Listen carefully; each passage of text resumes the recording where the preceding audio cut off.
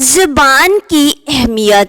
دنیا کے 5000 سالہ تاریخ میں ایک بھی قوم ایسی نہیں جس نے کسی دوسری زبان میں ترقی کی ہو۔ دنیا کا جدید ترین ملک اسرائیل میں کسی کو انگریزی نہیں آتی۔ کم مدت میں انتہائی ترقی کرنے والا ملک جرمنی، جہاں کے لوگ انگریزی سے نفرت کرتے ہیں۔ دنیا اسلام کا ترقی یافتہ ملک ترکی، جہاں استاد سے لے کر آرمی چیف اور سیاستدان سے لے کر چیف جسٹس تک سارا نظام ترک زبان میں ہے۔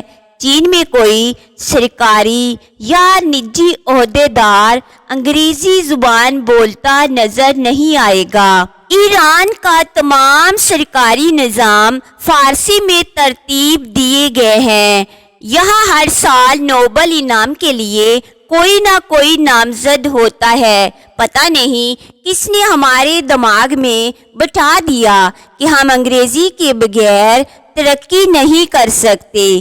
عجیب ہے کہ اردو ادب کی تاریخ 1000 سالہ پرانی ہے اور انگریزی ادب 300 سال پہلے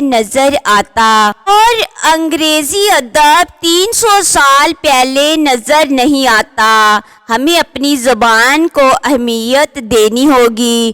اگر دنیا میں نام بنانا ہے تو ساری دنیا ترقی کرے گی اپنی زبان کی بدولت، اور ہم نے آدھی عمر گنوا دی انگریزی زبان سیکھتے سیکھتے۔ حضرت عیسیٰ علیہ السلام یروشلم کے گاؤں بیت الحم میں پیدا ہوئے۔ یہ یہودیوں کا گاؤں تھا۔ حضرت عیسیٰ علیہ السلام پردیشی نبی تھے۔ لوگ ان کا بے انتہا احترام کرتے تھے۔ حضرت عیسیٰ علیہ السلام نے جوانی میں ایک عجیب منظر دیکھا۔ گاؤں کے مردوں نے ہاتھوں میں پتھر اٹھا رکھے تھے۔ یہ لوگ دائرے میں کھڑے تھے۔ دائرے کے عین درمیان ایک جوان عورت کھڑی تھی۔ لوگ ہاتھوں میں پتھر تولتے تھے، غصے سے عورت کی طرف دیکھتے تھے اور پھر پتھر اچھالنے کی پوزیشن بناتے تھے۔ عورت بری طرح چلاتی تھی۔ حضرت عیسیٰ علیہ السلام نے ماجرا پوچھا۔ بتایا گیا یہ عورت زانی ہے اور اسے سنسار کیا جا رہا ہے۔ حضرت عیسیٰ علیہ السلام یہ سن کر پریشان ہو گئے۔ یہ آگے بڑھے، عورت کے قریب پہنچے اور ہجوم سے مخاطب ہوئے۔ میں سزا کی تائید کرتا ہوں اور یہ سزا بھی مذہب کے عین مطابق ہوگی، لیکن میری بس ایک درخواست ہے، اس عورت کو پہلا پتھر وہ مارے جس نے آج تک یہ گناہ نہیں کیا۔ بنی اسرائیلی حضرت عیسیٰ علیہ السلام کے معجزوں سے واقف تھے۔ وہ جانتے تھے آپ نیک روح ہیں۔ آپ نے پیدائش کے فوراً بعد بولنا شروع کر دیا تھا۔ آپ مردوں کو زندہ کر دیتے تھے، ہاتھ لگا کر کوڑیوں کا کوڑا ختم کر دیتے تھے، اور آپ علیہ السلام کی دعاؤں میں بہت اثر ہے۔ وہ جانتے تھے ہم نے اگر غلط بیانی کی تو اس نیک انسان کی بددعا ہمیں برباد کر دے گی۔ چنانچہ تمام لوگ پتھر نیچے پھینک کر گھروں کو واپس چلے گئے۔ آخر میں وہاں صرف وہ عورت اور حضرت عیسیٰ علیہ السلام رہ گئے۔ عیسائی مورخین میں اس عورت کے بارے میں اختلاف پایا جاتا ہے۔ بعض مورخین کا خیال ہے اس عورت کا نام میری مگدلین تھا۔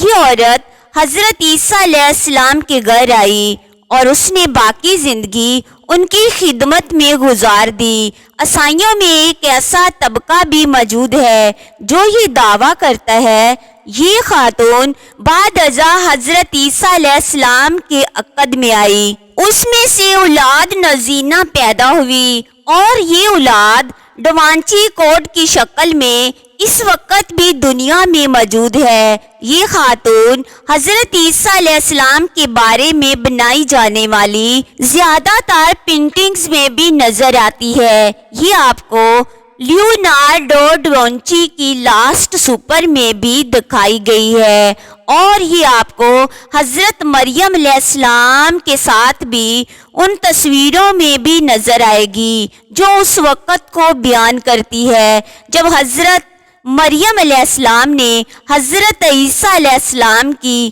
نعش صلیب سے اتاری اور یہ اپنے مظلوم بیٹے کا سر گود میں رکھ کر تصویر گم بن گئی۔ یہ سب عیسائیوں کے عقائد اور روایت ہیں۔ ہم مسلمانوں کو ان روایات سے اختلاف ہے، لیکن پتھر اور اس زانی کا واقعہ تمام لوگوں نے کم و بیش اس پیرے میں پڑھا ہوگا۔ یہ واقعہ ثابت کرتا ہے کہ سنساری کی سزا یہودی روایت تھی۔ تورات میں رجم کا حکم بھی موجود ہے۔ یہودی زناکاروں کو پتھر مار کر ہلاک کر دیتے تھے۔ حضرت عیسیٰ علیہ السلام کیونکہ نسلاً یہودی تھے، چنانچہ آپ علیہ السلام کے گاؤں میں بھی یہودی قوانین رائج تھے، مگر حضرت عیسیٰ علیہ السلام نے اس خاتون کو بچا کر یہ روایت توڑ دی۔ حضرت عیسیٰ علیہ السلام 33 سال کی عمر میں آسمانوں پر اٹھا لیے گئے۔ عیسائیت اس وقت بیت اللحم تک محدود تھی، چنانچہ ہم پوری یقین سے نہیں کہہ سکتے حضرت عیسیٰ علیہ السلام نے زناکاروں کے ساتھ کیا سلوک کیا۔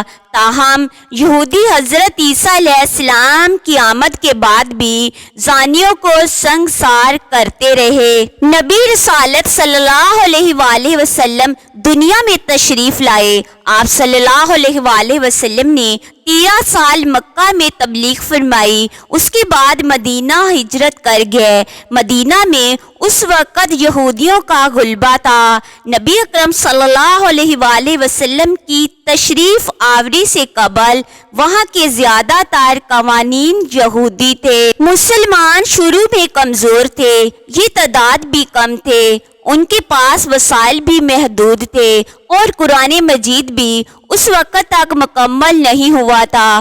چنانچہ مسلمانوں نے مقامی قوانین کو محدود وقت کے لیے قبول کر لیا۔ یہ قوانین اس وقت تک جوں کے توں رہے جب تک قرآن مجید کے احکامات نازل نہیں ہوئے۔ میں نے سیرت کا جتنا مطالعہ کیا، یہ مطالعہ محدود ہے، اس میں نبی اکرم صلی اللہ علیہ وآلہ وسلم کی مدینہ میں موجودگی کے دوران رجم کے 2 واقعات سامنے آتے ہیں۔ ایک مرد کو سزا دی گئی اور دوسری سزا ایک خاتون کو ملی۔ یہ دونوں سزائیں گرفتاری، تفتیش یا گواہوں کی بنیاد پر نہیں دی گئی تھی۔ یہ ملزمان کی طرف سے لوگوں کے درمیان کھڑے ہو کر اعتراف گناہ اور ملزمان کی طرف سے سزا کی درخواست پر دی گئی تھی۔ مرد معاذ بن مالک کا تعلق قبیلہ اسلم سے تھا۔ یہ 4 بار رسول پاک صلی اللہ علیہ وآلہ وسلم کے پاس آیا اور لوگوں کے درمیان کھڑے ہو کر اعتراف گناہ کیا۔ رسول پاک صلی اللہ علیہ وآلہ وسلم نے اسے ہر بار واپس بھجوا دیا۔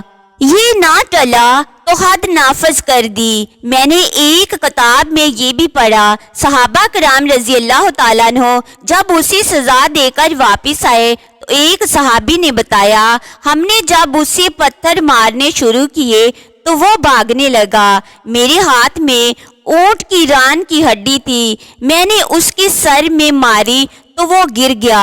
یہ سن کر نبی اکرم صلی اللہ علیہ وآلہ وسلم کی آنکھوں میں آنسو آ گئے اور آپ صلی اللہ علیہ وآلہ وسلم نے فرمایا، وہ اگر بھاگ رہا تھا تو اسے بھاگنے دینا تھا۔ خاتون کا واقعہ بھی حیران کن تھا۔ قبیلہ عید کی خاتون آئی، آپ صلی اللہ علیہ وآلہ وسلم کے کان میں عرض کیا، میں گنہگار ہوں۔ آپ صلی اللہ علیہ وآلہ وسلم نے بات سنی انسنی کر دی۔ وہ دوسرے کان کی طرف آئی، وہاں بھی یہی عرض کیا۔ آپ صلی اللہ علیہ وآلہ وسلم نے پھر بات سنی انسنی کر دی۔ اس کے بعد اس نے اتنی اونچی آواز میں اپنے گناہ کا اعتراف کیا کہ وہاں موجود لوگوں نے سن لیا۔ آپ صلی اللہ علیہ وآلہ وسلم نے سر اٹھا کر اس کی طرف دیکھا۔ عورت نے بتایا کہ میں حاملہ ہوں۔ آپ صلی اللہ علیہ وآلہ وسلم نے فرمایا تمہاری گناہ میں بچے کا کیا قصور ہے، اسے پیدا ہونے دو، پھر آنا۔ عورت چلی گئی، بچہ پیدا ہوا تو پھر واپس آ گئی۔ آپ صلی اللہ علیہ وآلہ وسلم نے فرمایا بچے کا ماں کے دودھ پر حق ہے، یہ حق اس سے نہیں چھینا جا سکتا، یہ دودھ کی عمر گزار لے تو پھر آنا۔ عورت تیسری بار آئی تو بچہ 2.5 سال کا ہو چکا تھا اور اس کے ہاتھ میں روٹی تھی۔ یوں عورت کو گناہ کے 3.25 سال بعد سزا دی گئی اور اس دوران بھی اس سزا سے بچنے کے 4 مواقع دیے گئے۔ آپ صلی اللہ علیہ وآلہ وسلم نے 2 موقع اس وقت دیے جب اس نے آپ صلی اللہ علیہ وآلہ وسلم کے کانوں میں اعتراف کیا تھا، اور 2 موقع حمل اور بچے کے دودھ کی بنیاد پر فراہم کیے گئے۔ لیکن جب خاتون کا اصرار حد سے بڑھ گیا اور اس نے کسی موقع کا فائدہ نہ اٹھایا تو فیصلہ دیا گیا